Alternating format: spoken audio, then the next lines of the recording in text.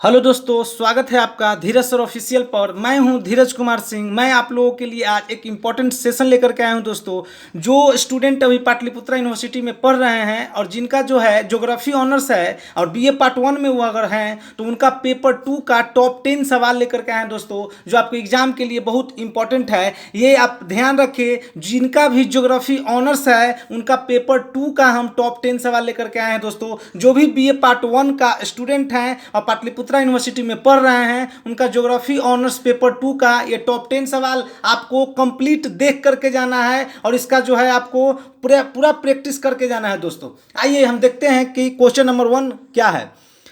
Question number 1 है, नेपाल की जलवायु, प्राकृतिक वनस्पति, कृषि, उद्योग तथा जनसंख्या का वर्णन करना है दोस्तों। जो नेपाल हमारा पड़ोसी जो देश है उसका जलवायु, उसके प्राकृतिक वनस्पति, कृषि, उद्योग, जनसंख्या के बारे में वर्णन करना है दोस्तों। आप जान रहे हैं कि नेपाल जो है बहुत खूबसूरत जगह है। आपको वहाँ के जलवायु और प्राकृतिक वनस्पति और कृषि, उद्योग और जनसंख्या का जो है उसके बारे में वर्णन करना है दोस्तों। नेक्स्ट सवाल है क्वेश्चन नंबर 2, जापान में मत्स्य व्यवसाय का वर्णन करें। आप जानते हैं दोस्तों कि जापान का एक बहुत बड़ा भाग जो है वो मत्स्य व्यवसाय में निर्भर है दोस्तों।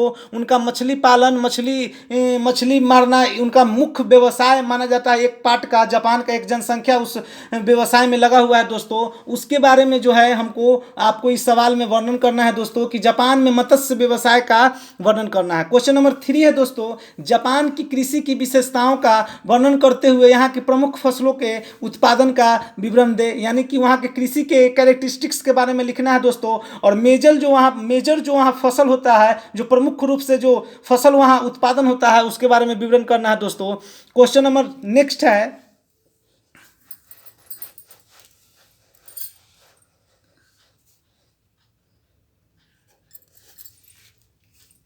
क्वेश्चन नंबर नेक्स्ट है 4 नंबर दोस्तों, चीन में खनिज पदार्थों के उत्पादन तथा वितरण का भौगोलिक विवरण दे। जो हमारा पड़ोसी देश चाइना है दोस्तों, तो चीन में जो खनिज पदार्थ के उत्पादन होता है तथा वितरण का उसका भौगोलिक विवरण देना है दोस्तों। क्वेश्चन नंबर नेक्स्ट है जो 5 है कि चीन की जनसंख्या पर एक भौगोलिक निबंध लिखे। आप जानते हैं कि चाइना का पॉपुलेशन कितना ज़बरदस्त रूप से जो है बहुत ज़्यादा है दोस्तों, और इसीलिए उस पर एक भौगोलिक निबंध लिखने के लिए शायद आपको एग्जाम में दे दे, तो आपको ये कंप्लीट करके जाना है दोस्तों। क्वेश्चन नंबर 6 है, अगला सवाल जो क्वेश्चन नंबर 6 है दोस्तों कि एशिया में जल विद्युत शक्ति के विकास पर एक निबंध लिखना है।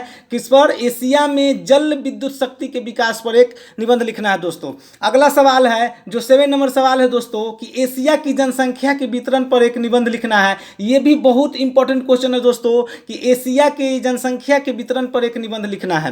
क्वेश्चन नंबर 8 है कि एशिया की जनसंख्या के घनत्व को प्रभावित करने वाले कारक की व्याख्या करना है। जो जो जनसंख्या के घनत्व को इंपैक्ट करता है, जो जो फैक्टर इंपैक्ट करता है उसके बारे में हमको इस सवाल में व्याख्या करना है दोस्तों। अगला सवाल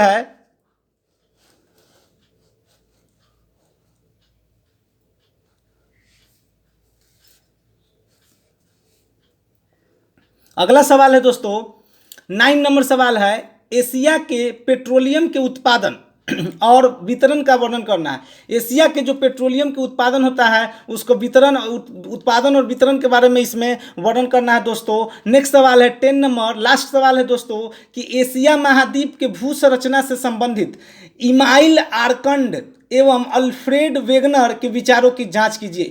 बहुत इंपॉर्टेंट सवाल है दोस्तों। जिनका भी पेपर 2 है और ज्योग्राफी ऑनर्स लिए हुए हैं उनके लिए एक सवाल बहुत इंपॉर्टेंट है दोस्तों कि एशिया महाद्वीप की भू संरचना से संबंधित इमाइल आर्कंड एवं अल्फ्रेड वेगनर के विचारों को जांच करके आपको लिखना है दोस्तों। ये सवाल आपका टॉप 10 सवाल हम लेकर के आए थे। जिनका भी ज्योग्राफी पेपर 2 में जिनका भी एग्जाम है, जो 25 तारीख के एग्जाम पड़ेगा दोस्तों, 25 अप्रैल को, उनको ये पूरा टॉप 10 सवाल आपको कंप्लीट करके जाना है और याद करके जाना है दोस्तों। हमारी तरफ से आपको बेस्ट ऑफ लक दोस्तों। अगर आप हमारे चैनल पर नए हैं तो कृपया धीरज सर ऑफिशियल को सब्सक्राइब कर दे दोस्तों। धन्यवाद।